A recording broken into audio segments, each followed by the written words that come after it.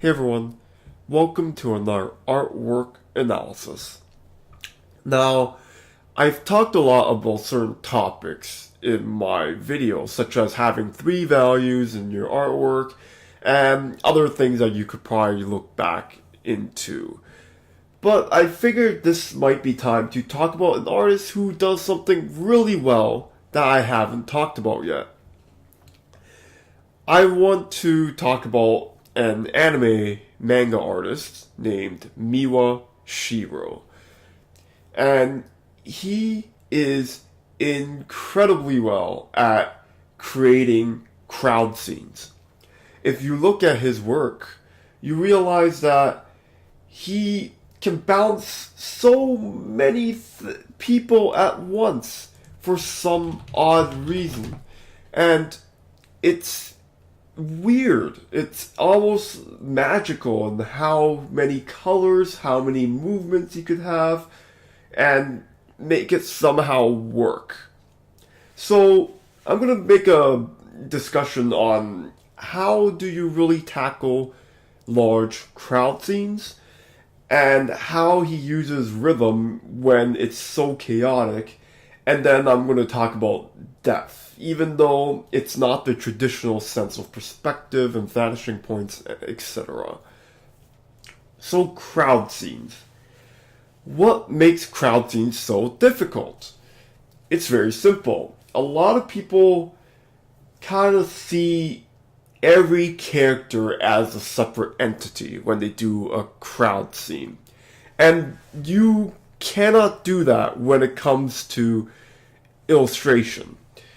You have to see every character as part of a whole, and that's very difficult. And that's also something a lot of people don't think about when they do it because they're too concentrated on each individual character, how each person looks like before they see the entire whole.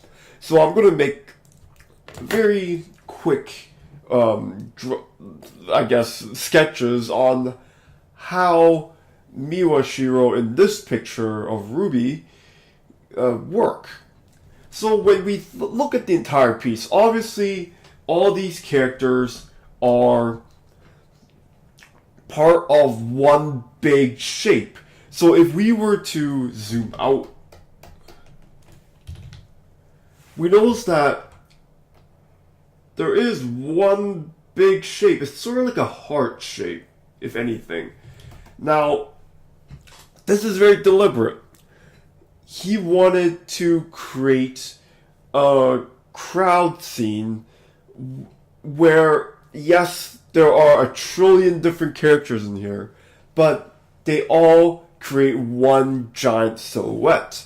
Now, of course, we can go into detail of, this character has this silhouette, that sort of thing, but I'm not going to go through that. The reason why is because in reality, again, when we zoom out, just like any other picture, all we see is that one big silhouette.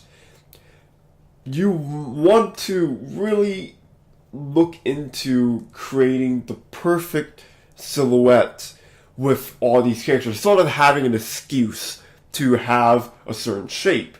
But you're using a ton of characters instead of maybe using buildings or using rocks and mountains when it comes to scenery.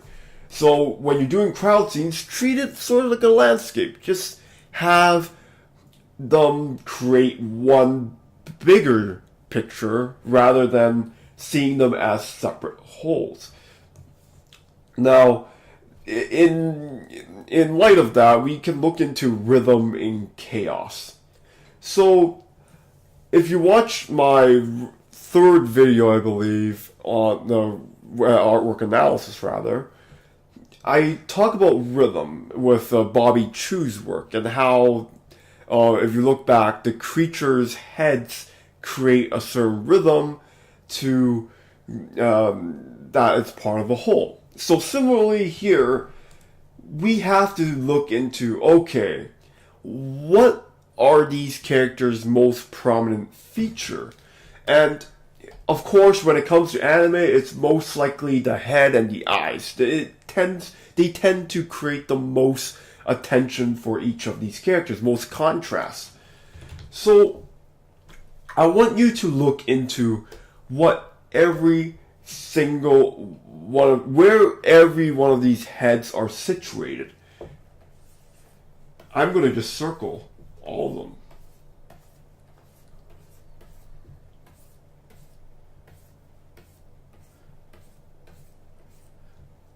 I hope I didn't miss any, but seems like I'm fine here. So, you notice immediately, first of all, we have to talk about the design and placements of these heads. None of these are across a horizontal line. Now, some of these are very close, but they are creating, Miwa is creating a certain rhythm with these heads.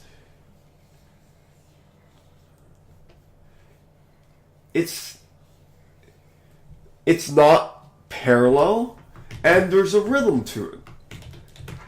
This is immensely important if you want to create a certain scene like this, because we need to know there are certain places where there is a focal point. And similar to what I said about Bobby Chu's work, when you have a certain rhythm, naturally our eyes will start converging into certain areas. So when we look at this rhythm, we immediately see that there is one place where it starts to bulge out, and that's with the main characters here. I don't know the fandom too much and the characters, but I would assume these two characters are really important because of the way the rhythm kind of leads you. And also, I'm going to talk a little bit about Death as well, but their heads are the biggest compared to everyone else's because they're closer to the camera. So, we immediately get the sense that even though there's so many things going on, these two characters are standing out because, of course, they create a certain rhythm. Now, we can look into other rhythms too, like with the legs as well. So there's stuff like this, where because they are the most dynamic, we kind of get the sense that, yes, these characters are pretty important. Silhouette-wise, they are standing out the most individually. And of course, if we look into what other things are creating that rhythm, we are looking into where are the dark shapes. So if we were to squint our eyes, of course the legs are part of it, we can see that the darks are doing something like this. Now this one is a little bit more advanced, but I want you to try your best to see it. The dark shapes are also creating a certain rhythm. It's deliberate. It's not something that he probably just randomized. He probably thought about this, or at least subconsciously had it in his mind. The dark shapes also create a certain rhythm that makes you look at the main characters in the front. Look how the shapes of the hair and the clothing in general are creating this sort of feel to it. You can even look at it from this perspective as well, this angle here. And everything converges into one point. So this is where the point is kind of getting made. We have to, in the chaos of having a lot of characters, make sure there is at least some things that kind of clean it up a bit. There has to be some sort of sense in it. So in this case, he uses the rhythm of the heads, and also he creates the movement with the dark shapes. And they're the more, I guess, cleaner parts of this chaotic piece. And you need those in order to contrast with how chaotic the colors are overall. Because he's trying to balance so many colorful characters in the series, he can't really have a choice when it comes to, okay, where are the colors going when it comes to these characters. There has to be, when it comes to so many characters, there has to be certain things that will be messier, and there has to be something that will sort of clean it up a bit and make it a lot more sensible and logical when it comes to a composition like this. I hope that makes sense. You have, again, even though it's chaos, there has to be something that sort of keeps it together. And that's what's the most important when it comes to having a crowd scene. Repeated that point several times, but these things, I hope, is embedded in your head. Anyways, moving on. Number 3 is depth. So, again, I talked briefly about how the main characters, I could even incorporate the third character up top here, they're the closest and they're centered, so they catch the most attention. But when we look at it from the other characters as well, it's sort of like creating a sphere.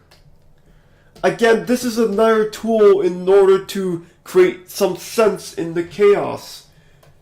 Look how, as we go to the edges, the characters are getting farther away and getting smaller. This, again, makes sure that not all of these characters are having the same power, the same focal point attention that you don't need. Similar to other compositions, you don't want to have too many focal points. Even though there's so many characters here, we know exactly which characters we are supposed to look at.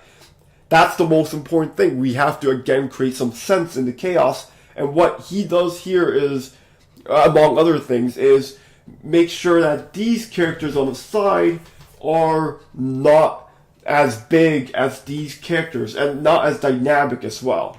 So, when you are creating crowd scenes, even though, hey, you might be creating a crowd scene of a ton of people in suits. They're all wearing the same things. They don't really stand out as much as these characters. Even that said, you want to be able to, hey, maybe 1 or 2 people or 3 people are more prominent than the other people. And you have to be able to see that when it comes to crowd scenes. Even though, hey, there's so many characters, so many silhouettes, just see them as one big whole. See them as just another composition. You're using the characters as tools to create the bigger picture. And that's how you make sense of a chaotic scene. Anyways, thank you for watching, and I'll see you next time.